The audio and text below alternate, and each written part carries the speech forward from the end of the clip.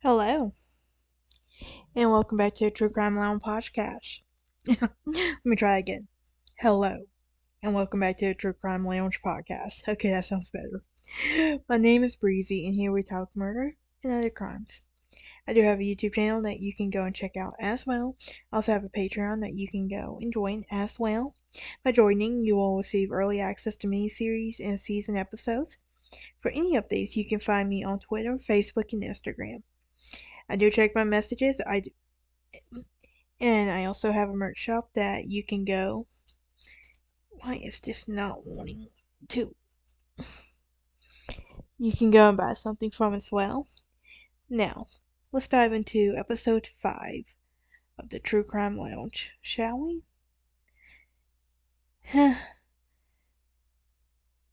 in this season, we'll be doing our theme is "Oh, the irony."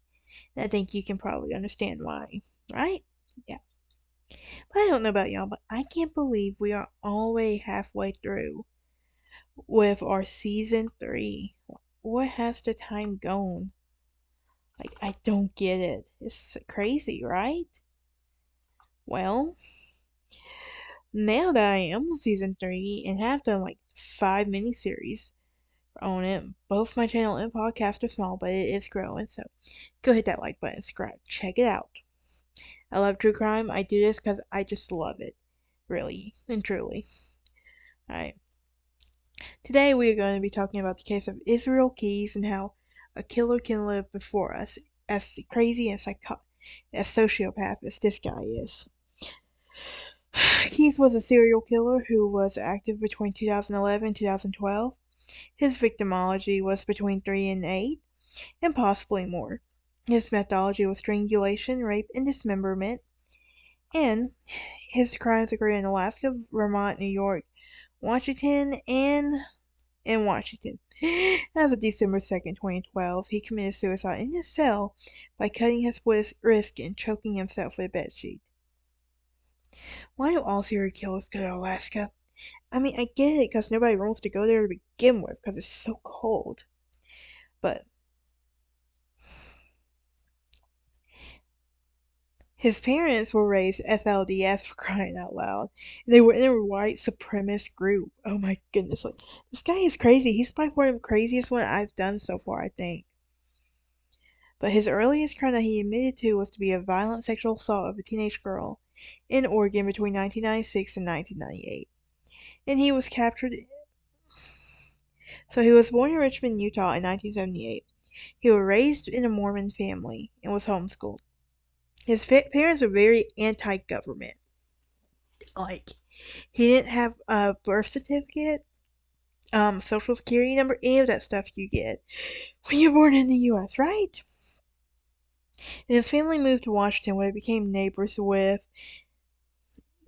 and friends with the family of Chevy Coho, who would eventually go to jail for prison for murder, and would attend a Christian church occasionally. This was actually a white supremacist group.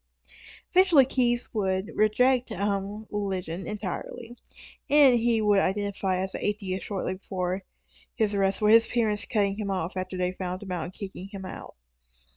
From 1998 to 2000, he was serving the army at Fort Hood in Egypt. And you know this made his parents mad. In 2007, he would start a construction business in Alaska called Keys Construction. He would be a handyman contractor and construction worker. His first victims were in Washington in the late 90s. He admitted to investigators that he killed 4 people in Washington state, and these 4 were the subject of investigation by the FBI, as well as those police in the state. He lived in several places in that state from the 90s until 2008. He was a special in the U.S. Army, where he was stationed at Fort Lewis between 1998 to 2001. He lived in a small city in Colville in eastern Washington, in the Mecca community near Neha Bay. And here's the interesting part. He was raised in a white supremacist, but he has a biracial child. He got with a black woman, Um, he also, even though he was engaged, he was also experimenting with men and women because he was trying to experience everything. So it was unclear about his sexuality. Um, and he did not have any felony criminal record in Washington, though he had been cited in Thurston County for driving without a valid license. I still want to know how he enlisted in the Army. In an earlier incident, he pled guilty to a Sorry guys, I'm getting off a very long shift in schoolwork. A DUI. Authorities were reviewing unsolved murders and missing persons cases to determine which cases he would confess to at least one in New York State. Authorities did not determined the identity, age, and gender of the victim, and when the murders may have occurred. His confession was credible. While in New York, he owned 10 acres in a rundown cabin in the town of Constable, and he also confessed to bank robberies in New York and Texas, and the FBI later confirmed that Keyes robbed a community bank branch in Tupper Lake, New York in April 2009. And the FBI said that Keyes threatened people in the bank with a handgun, although there were no injuries. He also told authorities that he burglarized a Texas home and set it on fire. So far, this guy has proved to be one. I think he has actually crawled into the top 5 of my favorite serial killers. It's not odd. Bundy and the Happy Face Killer are still top 1 and 2 though. But anyway, Keyes reportedly broke into a courier's home the night of June the 8th and tied them up before driving to an abandoned farmhouse where he shot Bill Courier before sexually assaulting and strangling Laureen. However, their bodies have not been found. 2 years prior, Keyes had a murder kit. Like, who has a murder kit? I mean, I have a true crime podcast, but still. I don't have a murder kit, even though my Google history could get me in trouble. Anyway. Near their home, which included a handgun and various supplies. Keyes used their supplies during the murder of the couriers. After the murders, he moved most of their items. I gotta get a shower and everything else. Okay. In Parrishville, New York, while they remained until after his arrest. Keyes' last known murder of a kidnapping 18-year-old girl of Samantha Cohen. She was a barista in Anchorage, Alaska. They have like these coffee kiosks, whereas they do, so that's pretty cool though, like, I can imagine.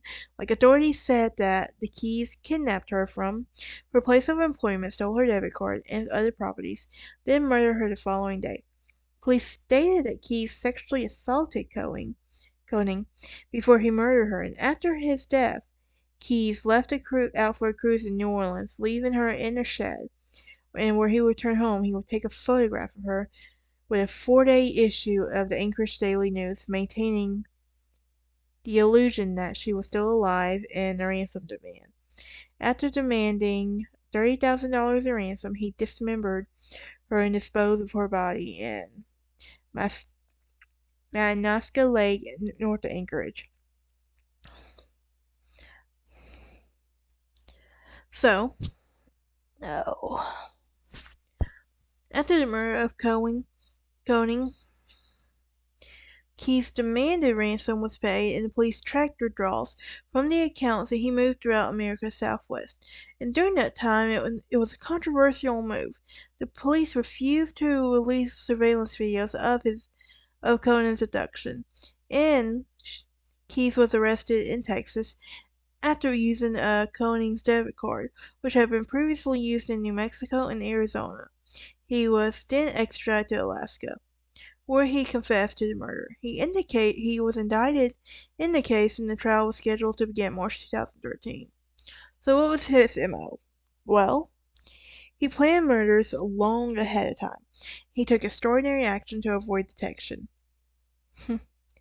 Little did he know, right?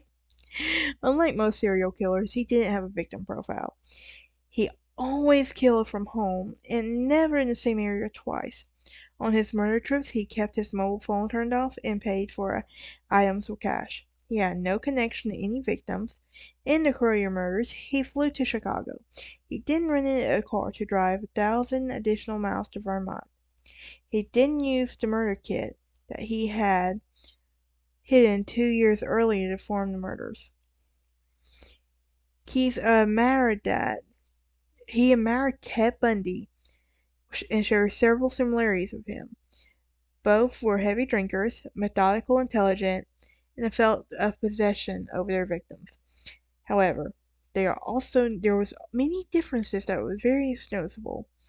For example, Bundy's murders were widespread throughout the country, mainly because he lived in mainly different areas, and not as an intentional effort to avoid detection, as was the case with Keyes.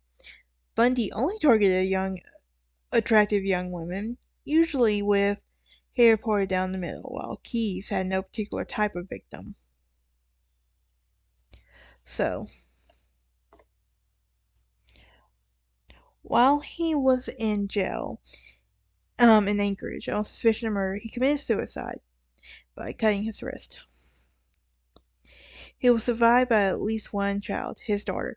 And it said that he actually, he made a deal with the police there, not to release his name to the public because he wanted to protect his daughter. And he didn't want her to know. Eventually she was going to find out.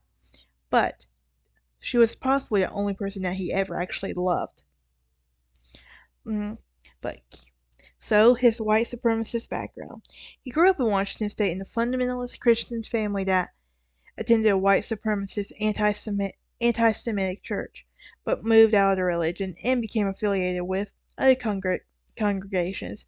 According to his Southern Poverty Law Center civil rights group, he served in the Army for 3 years, including a brief stint in Europe, and was discharged from Fort Lewis Army base in Washington State in 2001. In his interviews, he said he was anxious for the military service to end so that he could start murdering people. He moved to Alaska in 2007 and lived with his daughter and girlfriend in Anchorage, Turnagain neighborhood. There are many of the city's most prominent citizens, top attorneys, and law enforcement officials, operating a one-man contracting business. He is well known in Anchorage as a really good handyman. All the while, Keyes said in an interview he was 2 different people. Oh, he was 2 different people, alright. There was no one. He would say in the interview, there is no one who knows me or who has ever known me, who knows anything about me really. He also would tell authorities that he almost killed a young couple in Anchorage, and police at a beach overlook about a month before killing the carriers in Vermont. Keyes said that he was hiding in the park with a gun and a silencer and ready to ambush his victims. He wanted to test the silencer, and he would later bring to the East Coast on his trip to kill the couriers. He stopped when a police officer arrived at the scene. So the silencer would wound up in a stockpile of murder supplies that he stashed in upstate New York. Why do we have this? This makes no sense, right? The minds of serial killers. I really want to get inside one. I really want to talk to one. I know it sounds crazy, but officials have found 2 so far. The New York stockpile and the one in Anchorage suburb, Eagle River. Until he was arrested, he had planned to leave Alaska this year and work as a intermittent contractor, making repairs in hurricane-struck areas in the U.S. Yeah, I know what he probably would have planned too, right? So with his ATM trials, how about that? Authorities were not prepared to release any details in how he killed his victims about the evidence that they obtained from searches. His former home in West Anchorage was secured, as was many in upstate New York, among other things. Investigators hauled a shed from his Anchorage yard, and Neal and Loeffler the detectives said they wanted to first talk to the victims' families. Prosecutors said a sudden death means they will get the same sense of justice and finality of the jury trial. Some details are known. In February, he obtained Conan's debit card, and he got it from her boyfriend's truck, and he began making withdrawals, first in Anchorage and then in Southwest. He texted the police a ransom note from Conan's cell's phone to get more money, and that was why police thought she might be alive. Anchorage authorities were working with the FBI, police department, and law enforcement. Agents were up all night following an ATM trail of cash and photos.